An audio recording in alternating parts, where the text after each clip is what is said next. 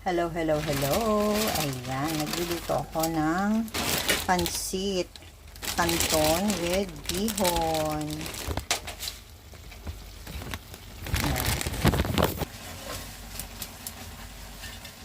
Ayun.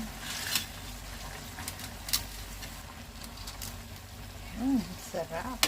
Kasi bossing nag-iihaw ng fish at liempo. Ayan guys, luto na yung ating pansit.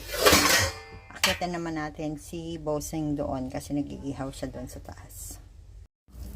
Ayan, yung aming inihaw. Ano? Isda yan? Dorado.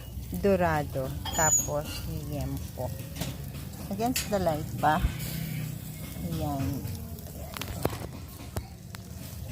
Ayan. Sarap. Hello, hello, good afternoon. Ayan, magla-lunch na po tayo. Meron tayong sinangag ni Ate Gab. Ayan, nagluto si Bossing ng inihaw na liempo at dorado. Tapos, nagawa ako ng pansit. Ayan, meron tayong fruits. Magpaka-piesta na tayo sa fruits kasi yung ubas baka tumaas na by December. So, ayan, kain tayo.